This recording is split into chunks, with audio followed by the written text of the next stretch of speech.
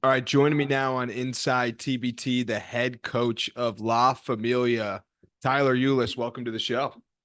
Thanks for having me. Absolutely. So, as I mentioned, you are coaching the La Familia team this summer. You got some dudes on the team, and we'll get to them. But before that, why was this something that you wanted to do and be a part of?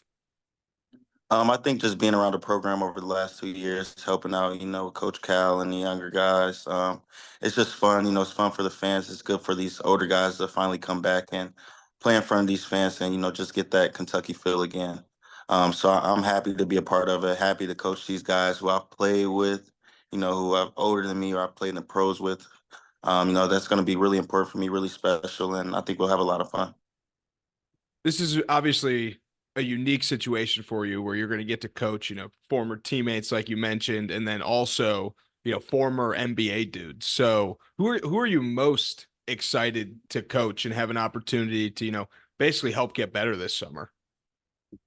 Honestly, everyone, like I said, it's I have different relationships with each one of them. Like I played in Phoenix with Bled. I played in Kentucky with Willie and, other guys I grew up watching or played against in high school. So, I'm just really excited. I'm younger than a lot of the guys. So, it's gonna be a lot of fun, a lot different for me, a lot different from them. But, I feel like they respect me, I respect them.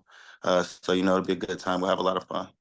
You got your offense ready to go, all that stuff drawn up yet? Or are you going to kind of let the A little guys bit, do man. their I thing? want to I want the roster to fill out first, so kind of figure out what we're gonna do.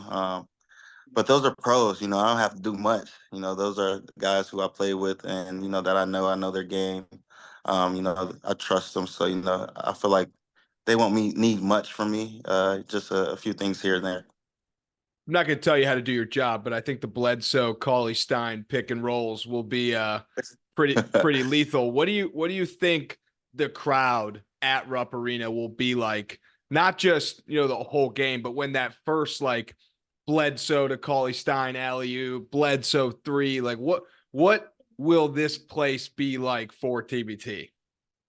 I think it'll be epic, man. And these fans are insane. They love Kentucky basketball, and with Bled coming back, Willie coming back, Reed, Travis, all these guys we have coming back.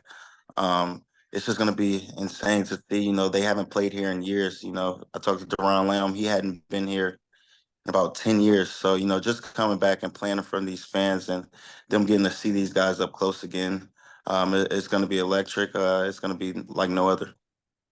So obviously we know the guys who are committed. There's some guys that La Familia is out there targeting. There's some guys that the fans are hoping La Familia is out there targeting. But of the NBA Kentucky guys, the current NBA Kentucky guys, who do you think would be a perfect addition to the five that are already committed right now? Like who would you want to slide in there to help run the squad? To what are you saying? To like play if they could play? Like hypothetical, if any of these NBA Kentucky guys right now could play, who would be your first call? I mean, I gotta either go with my boy Book or Jamal. Both very good answers. They've both Yeah. proven that they'd be killers in the Elam ending, especially Jamal against the Lakers in the Elam ending. That would be special. But thinking back to your time at Kentucky at Rupp Arena, what are some of those moments that when you think back to your time as a player there really stand out to you? I think my biggest moments were probably going to 38-0. That season was crazy. We subbed five in, five out. Devin Booker never started a game. Like Carl Towns only averaged 10 points and became the number one pick.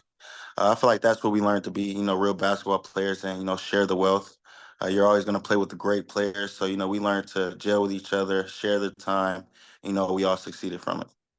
What were those practices like? Because I got to think the platoons, the 5-and-5 squads, those practices had to get crazy. Even just like little 11-point scrimmages had to just be wild. So the practices were basically the game. That year was about us versus us, and me and Devin versus the Harrison twins. You got Carl and Dakari banging, Alex Poitras, Trey Lyles. We had so many guys. The practice was like a pro run, and we competed every day. There were rough days, maybe fights may break out. We competed so much, and that's why we were so good and we're able to take it out on other teams. I think when the Calipari 30 for 30 comes out and the whole section of the documentary about the 38-0 team is in there. I think the final chapter of that documentary will be, La Familia and the team coming back together. Are you confident in this team having what it takes to, finish that storybook ending with potentially a TBT championship? I'm definitely confident. We got a lot of guys who play pro ball, whether it's in the NBA or overseas. A lot of guys I respect, guys that I played with. So, I know what those guys are about. And, it's Kentucky. We're going to stay confident in what we do. These guys are successful, and, I don't think it's going to stop now. Well, before I get you out of here, and that confidence is great, we're all looking forward to seeing this team in action. Before I get you out of here, a message to Big Blue Nation, why they should pull up to the games, why they need to pack out Rupp Arena, because tickets are on sale. So as you're listening to this, you can get your seats to see the squad. But why? Why should they do that? Well, Big Blue Nation, they don't need much encouragement. They come out and support us no matter where we're at, whether we're on the road, whether we're in the NBA and the pros. Big Blue Nation is always there. We have the best fans in the country. So, but we have our alumni guys coming out. They're happy to see you guys. They want you guys to come out. We would love you guys to come support us like you always do. Can't wait to see you there. Tyler, Ulis, I appreciate this. You're in my starting 5 of podcast guests. I'm not platoon subbing you in or out. You're running the floor. Appreciate you coming on the show. Looking forward to seeing you and the squad in Lexington this summer. It's going to be wild. Yes, sir. Thanks for having me. Can't wait.